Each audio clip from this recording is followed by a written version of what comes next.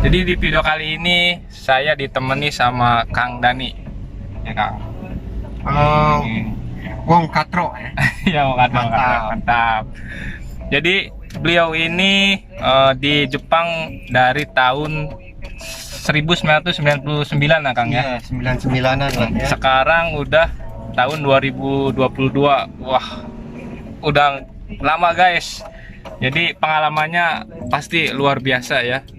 Nanti buat teman-teman semua yang penasaran sama Jepang, nanti kita tanya-tanya beliau dari awal datang ke Jepang itu inspirasinya buat apa, terus apa namanya, dan sekarang udah begitu lama di sini, segimana enaknya Jepang gitu. Nanti kita tanya-tanya beliau ya. Oke, tonton videonya sampai selesai.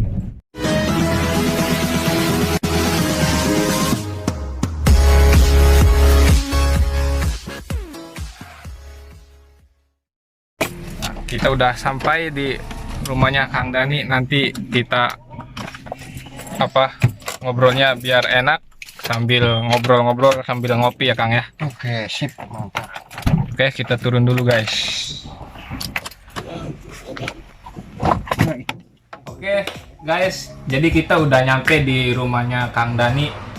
Jadi beliau ini udah lama di Jepang ini, dan beliau punya usaha di Jepang, dan usahanya itu udah tau lah seluruh Jepang guys. Jadi kita nanti nanya-nanya ke beliau ya.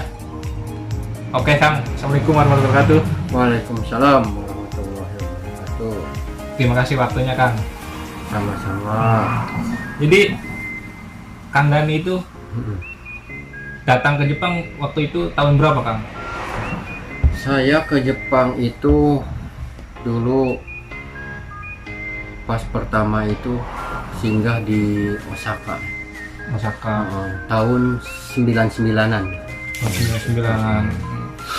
Dan itu programnya apa? Itu programnya sebenarnya tadinya mau dari utusan perusahaan. Karena perusahaan nggak tahu prosedur pengurusannya mungkin, jadi kalau lewat perusahaan mungkin agak ribet, jadi dimasukin ke Kensusei, program Kensu. Iya. Ya. Nah waktu itu yang lagi booming itu IMO Jepang, IMM dulu, IMM Jepang. Berarti IM sekarang negeri gitu ya? Betul. Jepang. Terus kontraknya tahun 99 itu kan udah lama nih, udah hampir 20 tahunan kan?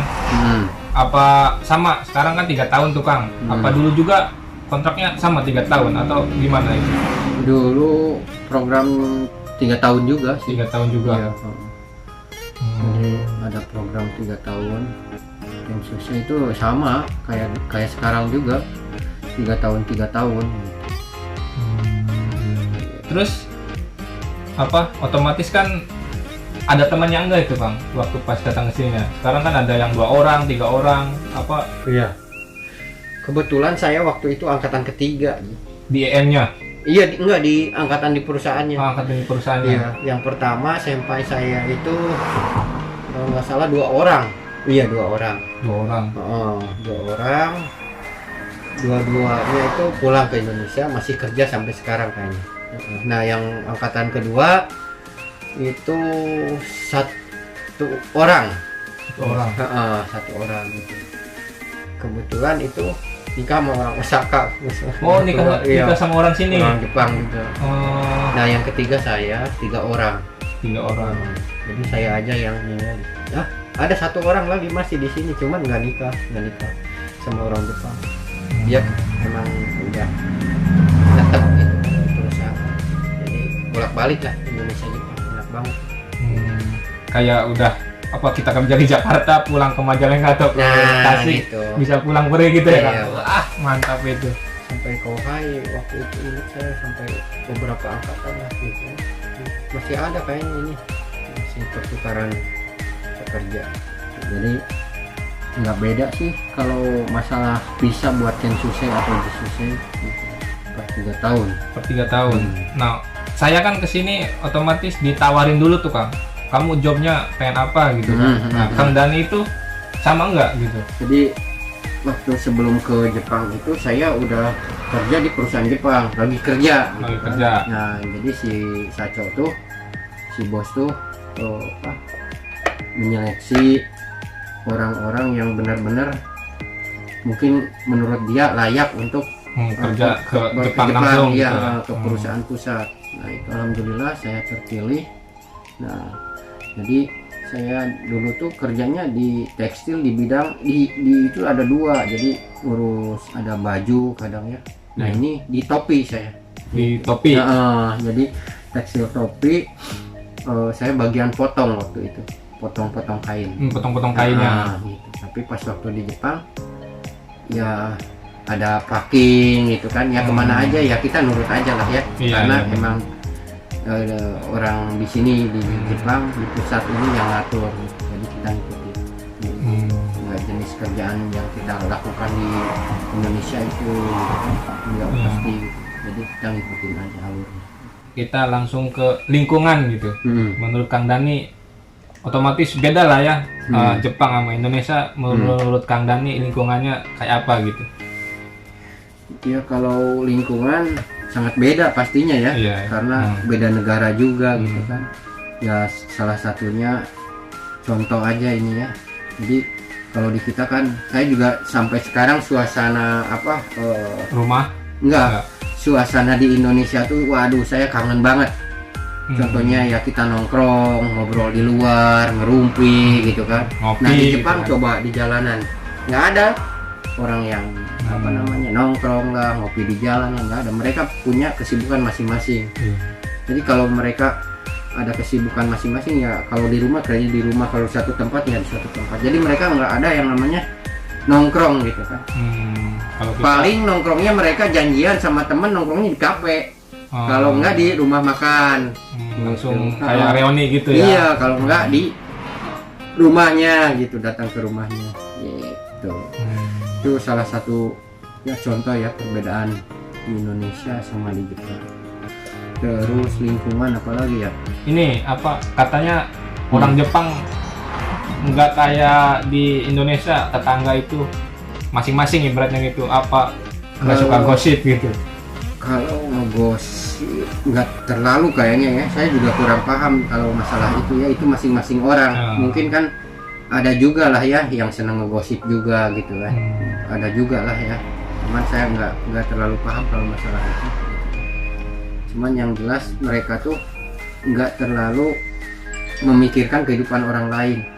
Jadi iya, aja lah. Ngapain ribet-ribet urusan betul. orang lain ya. Jadi mereka tuh emang apa namanya, ya udahlah, hidup sendiri juga gini gitu kan, ngapain ngurusin orang lain ya. ngurusin orang lain.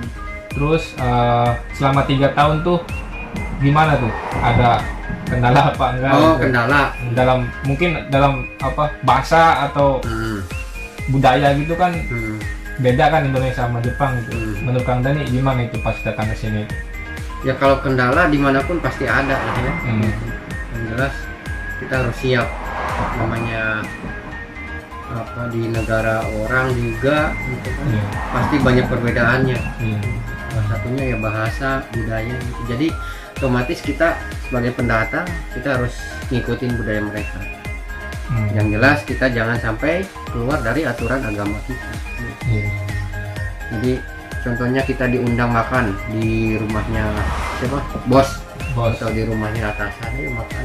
Pasti kita disediain, emang dia udah tahu kita muslim gitu kan. Tapi dia pasti ngerti gitu kan. Oh ini jangan ada yang babinya, ada yang mengandung osake gitu kan, alkohol atau apa. Jadi tapi biasanya orang Jepang juga memaklumi ya, asal bilang ya. Maklum. Ya biasanya dikasih yang ringan-ringan. Kalau saya biasa ngincernya sayuran, karena udah aman lah, itu halal pastinya gitu kan.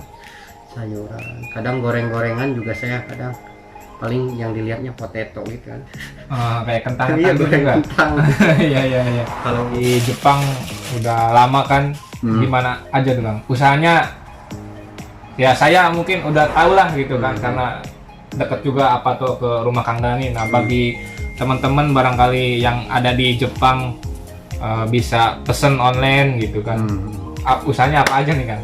Nah ini yang Dari- pertama ini yang kita duduk di sini ini nih ya. Duduk di sini ya sambil Nah ngopi itu, gini. iya ini tuh apa, gudang ya. Jadi tempat kerja saya sehari-hari di sini. Selain saya nganter barang pakai kendaraan, saya juga di sini marketing online. Marketing Nah, online. Ada jadi online juga ya. Jadi kebanyakan online. Jadi yang pesen saya terima lewat Facebook, Instagram atau WhatsApp gitu kan, atau dari teman-teman. Jadi saya kirim seluruh Jepang. Jadi disinilah saya tempat packing, sini tempat keluar masuk barang. Ini contohnya tuh. Kayak gini ya. Nanti kita Coba diputer gitu. puter ya. Tuh. Banyak guys.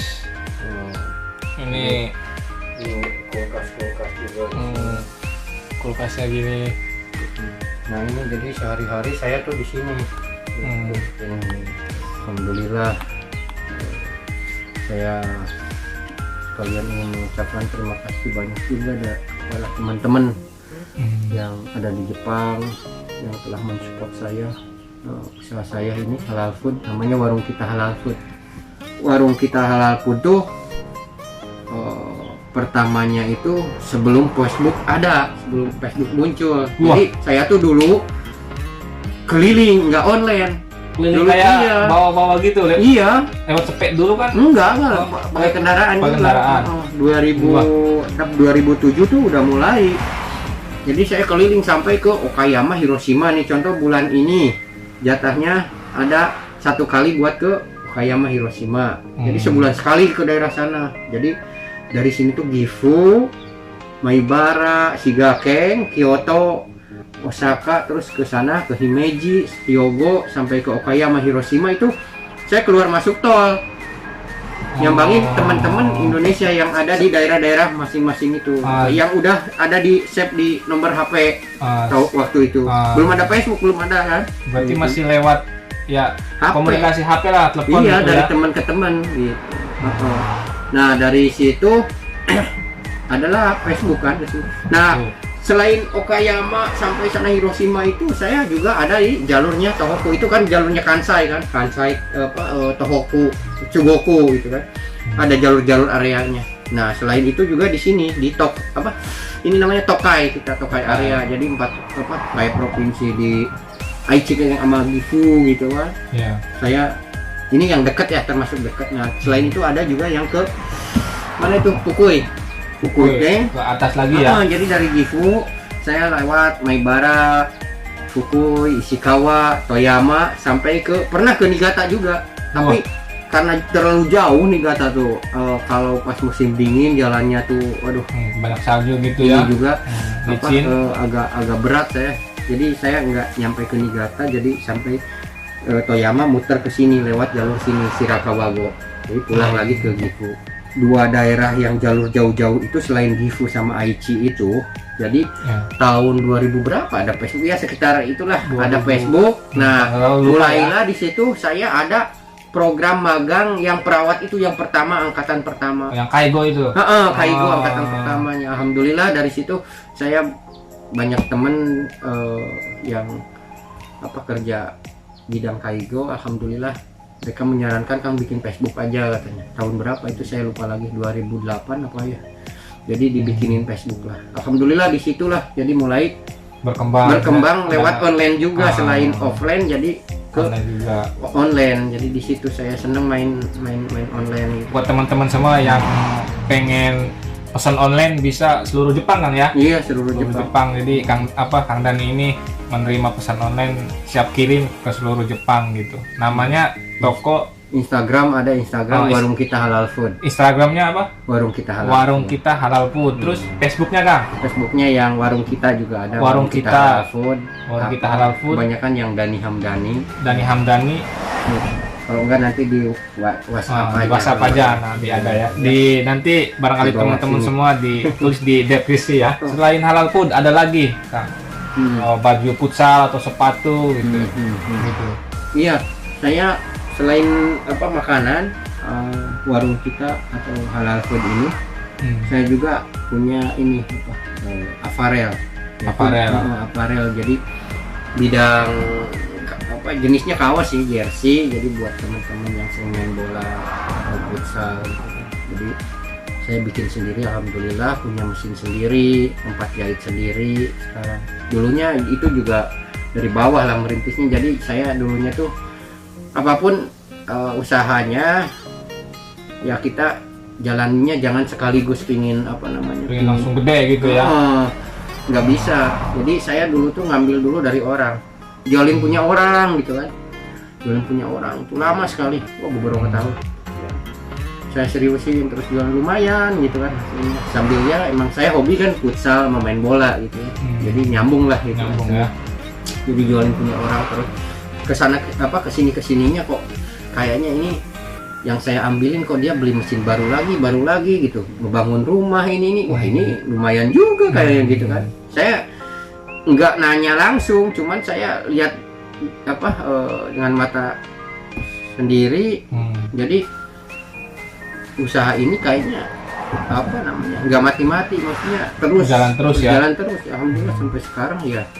Jadi tahun berapa? Itu pas corona. Iya, saya pas corona. Berarti jadi corona tahun kemarin berarti ya? Iya, 2 tahun ke belakang, 2019 ya. Nah, di situ pas corona udah booming, udah rame di Indonesia. Jadi ada promo mesin, alhamdulillah murah juga gitu kan. Ya, saya ambil gitu. Saya nekat. Lagi corona, lagi berhentinya produksi, orang lain tuh saya malah beli mesin ya, gitu. Dari situlah mulainya.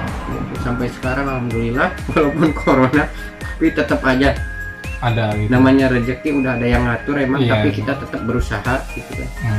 Bagaimana caranya biar teman-teman yang kerja juga bisa ada kerjaan terus gitu. Alhamdulillah sampai sekarang gitu. Jadi ini pun offline maupun online saya ladenin gitu.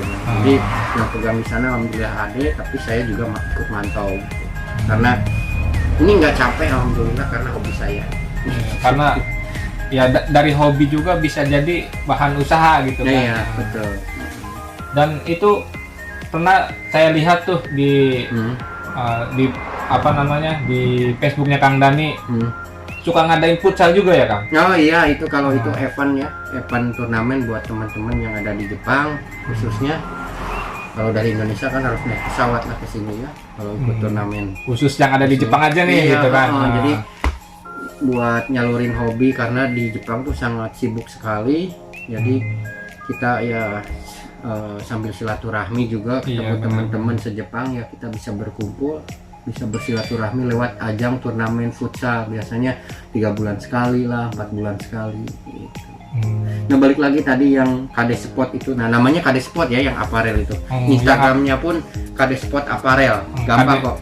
KD Sport, KD itu Kang Dani singkatan. KD itu Kang Dani, sport olahraga gitu ya. Siap. Nanti dicantumin lagi di deskripsi nanti guys. Jadi si apa KD Sport pun online maupun offline berjalan, tapi jangan salah, saya emang nggak capek ngejalanin KD Sport gitu kan, mantau KD Sport. Tetap aja yang namanya masalah pasti ada, semuanya pasti ada gitu. Cuman kenapa kita ada masalah, disitulah kesempatan kita untuk belajar.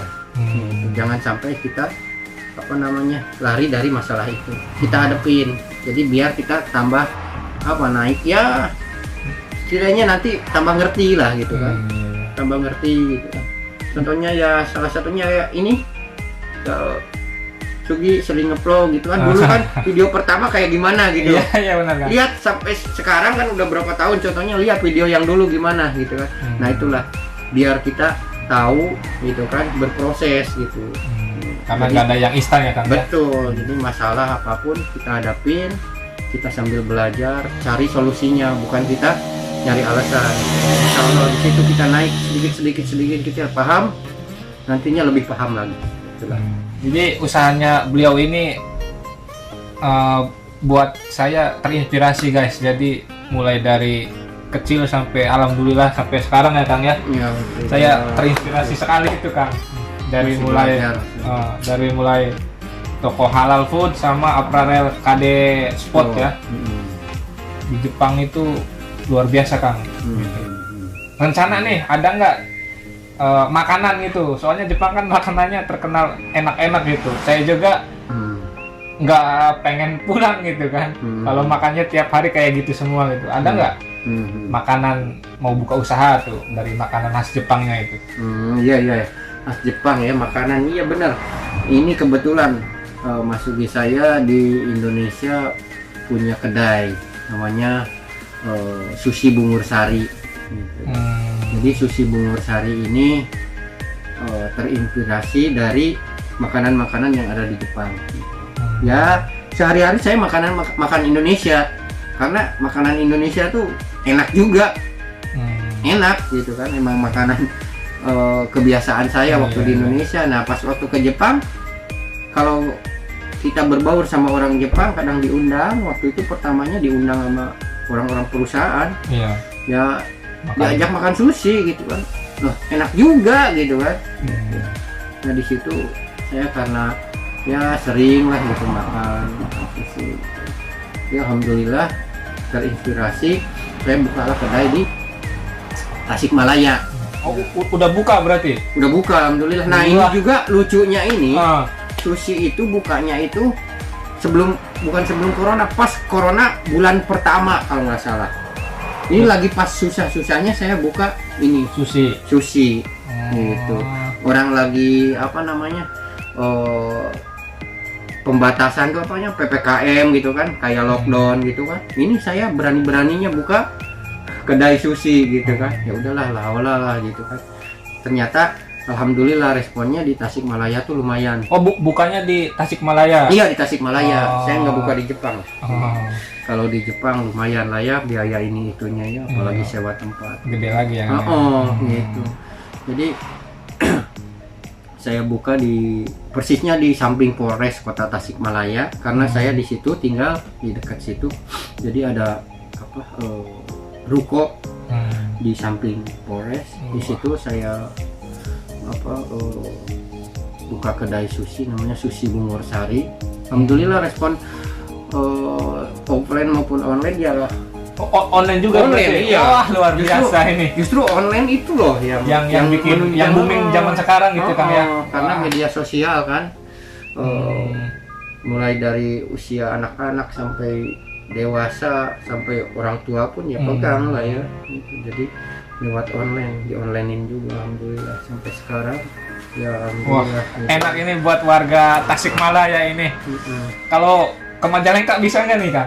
Online-nya? Majalengka pasti bisa. Bisa ya. Cuman kita bikinnya di Majalengka, jangan di Tasik. Nggak bikinnya di Tasik terus nanti di online ke Tasik keburu ini ya? Iya, keburu dingin, rasanya beda tuh gimana. Wah, jadi buat warga Tasik nggak usah datang ke Jepang ya, di betul. Tasik aja udah ada gitu makanan khas Jepang. Lumayan rasanya juga enak. Nggak kalah sama yang di Jepang, bener. Itu udah disesuaikan rasa dengan rasa lidah orang Indonesia. Nah buat orang-orang orang Majalengka juga barangkali belum ada nih di Majalengka, bisa mungkin sambil main ke Tasikmalaya bisa mampir juga ke kedainya Kang Dani ya di Tasikmalaya. Ada Instagramnya ada guys. Kalau lokasi gampang banget. Cari aja Polres Kota Tasikmalaya. Itu di sampingnya sebelah kiri ya ada ruko Perum Almina gitu kan. Di situ ada nomor 1 ruko dekat sampingnya Satpam, adalah besar sekali. Tulisannya juga ada bannernya. Tadi Kang Dani nyebutin Instagramnya gitu. Apa Instagram namanya? Ada Osaka Sushi Bungur Sari, ada Bungur Sari. Nah, Bungur Sari itu karena di situ wilayah Kecamatan Bungur Sari. Oh, jadi diambil dari wilayah juga gitu. Dulu saya mikir sampai lama bikin nama tuh apa ya ini? Osaka Sushi apa ya? Tadinya mau Osaka Sushi Polres gitu kan. Oh, takut ada masalah nanti gitu kan. Dipanggil sama orang Polres ya. Polres nanti. Wah, ini punya Polres. Jadi diambil nama daerah kecamatan itu, Kecamatan Bungur Sari gitu. Jangan salah, Bungur Sari. Itu lucunya tuh pas corona gitu. Orang lain udah ini gimana gitu kan, saya malah nyoba, malah memberanikan diri, nekat gitu. Jadi nekat aja lah udah. Jadi apapun kalau kita mau nyoba niat ya kan? Iya niat aja, lu mesti niat juga gitu kan. Ya dengan kerja keras juga lah ya pastinya gitu. Pasti apa namanya, kita pasti ada aja jalan gitu kan. Alhamdulillah itu dari corona sampai sekarang tiap bulan ada aja buat gaji. Kita 4 orang kalau masalah, jadi dibagi 4 gitu kan, bagi 3. Saya bukan sistem gaji, jadi sama saudara bagi hasil kita gitu. bagi hasil aja gitu. Walaupun saya semuanya yang ini ya, alhamdulillah. Jadi di situ biar apa, menyemangatin juga yang kerja dan alhamdulillah sampai sekarang. Ya siapa tahu ya teman-teman, saya justru ingin ngajak teman-teman yang ada di Jepang juga ataupun di Indonesia yang mau belajar sushi, insya Allah boleh. Oh, buka kursus juga? Iya, kayak bukan kursus ya, ini yang ngajak aja lah gitu kan, pingin belajar gitu kan, pingin usaha di daerah masing-masing, ya boleh silahkan datang aja atau kontak dulu sama saya gitu kan. Jadi nanti sebisanya sampai bisa biar belajar, asal jangan orang Tasik yang berdekatan kan nanti. Bikin lagi samping-sampingan ya. Walaupun rezeki udah ada yang ngatur ya, walau apa namanya, kalau deket-deketan ya agak gimana juga ya Kang ya. Betul. Ya minimalnya Tasik sama Majalengka, Nah, atau Majalengka tuh. Sukabumi atau apa gitu kan, beda kota lah gitu kan Kang ya. Oke, cukup sekian Kang soal nanya-nanyanya. Ini barangkali buat teman-teman semua yang belum datang ke Jepang atau pengen magang ke Jepang, dan teman-teman semua yang udah di Jepang, barangkali ada motivasinya Kang. Ada nggak? Oh, buat teman-teman yang ini ya, yang yang magang di Jepang ya. Yang udah di Jepang dulu, terserah mau yang di Jepang dulu apa yang masih belum berangkat gitu. Oke, siap. Nah, ini yang pengalaman saya aja ya. Jadi buat teman-teman yang magang di Jepang, yang udah nyampe di Jepang nih khususnya, ingat tujuan pertama pas mau ke Jepang. Kita pas lagi pelatihan itu kan lagi, kalau dulu kan saya IM Jepang ya, itu keras banget, terus terang keras banget. Kita apa, kompetisi lah, kompetisi bener. Kalau kita lengah, kita gugur, kita nggak apa memenuhi syarat, kita nggak bisa berangkat ke Jepang. Jadi yang udah di Jepang, ingat perjuangan pas waktu mau ke Jepang, ingat niat kita untuk apa ke Jepang. Kenapa begitu? Supaya pas waktu di Jepang kita benar-benar berusaha dengan niat dan tujuan itu. Supaya kita jangan apa namanya salah jalur nantinya. Karena gini, di Jepang itu, budaya Jepang tuh nggak semuanya positif, banyak budaya Jepang yang negatif juga gitu kan. Contoh, orang Jepang kan ya budaya di sini kan nggak ada agama, ya nggak punya agama, ya budayanya kebiasaannya dia minum sake lah gitu. Kita jangan ikut-ikutan kalau ya sama apa orang muslim lah ya gitu kan. Atau budaya ya itu tergantung masing-masing juga sih orang juga. Gitu kan. Jadi intinya jangan terbawa arus kehidupan orang Jepang yang negatif gitu. Dan masih banyak juga yang positifnya ya. Iya, banyak. Gitu. Kita tetap semangat juga nih buat teman-teman yang udah di Jepang juga, yang baru nyampe di Jepang. Tetap semangat walaupun banyak rintangan gitu. Tetap semangat walaupun banyak rintangan, kita tetap fokus dengan tujuan mula kita gitu kan. Jadi banyak-banyak komunikasi sama orang tua, terutama ibu gitu kan. Jangan sampai kita nggak berkomunikasi, karena kenapa, doa orang tua itu sangat berarti buat kita, insya Allah gitu. Tetap semangat ya teman yang semangat guys yang udah ada di sini ya Kang ya, yang baru datang, nanti yang mau kesini pun gitu, nanti ada sempanya, sharing banyak motivasi sama sempanya, insya Allah terbaik buat kita lah. Amin, amin. Bangsa dan setanah air, kita saudara kalau dari sini, karena kita setanah air gitu. Beda agama, beda karakter, beda daerah, beda wilayah, semuanya kita tetap bawa nama Indonesia, kita bersaudara. Insya Allah. Jangan lupa di subscribe juga nih ya. Channelnya Wong Katro ini benar-benar top nih. Alhamdulillah Kang lah, saya terinspirasi juga sama Gitu. Kang Dani lah. Walaupun kita beda, ibaratnya beda jurusan lah Kang Dani, usahanya ini kan, halal food, terus apparel Kang Dani, sport, terus ada sushi juga. Oh ya, saya mengisi luang waktunya ya sedikit bikin konten-konten kayak gini Kang. Mantap. Ini semoga bermanfaat buat teman-teman juga. Amin, Gitu kan. amin. Mohon maaf bila ada kata-kata dari saya yang menyinggung atau yang benar-benar salah, mohon maaf gitu kan.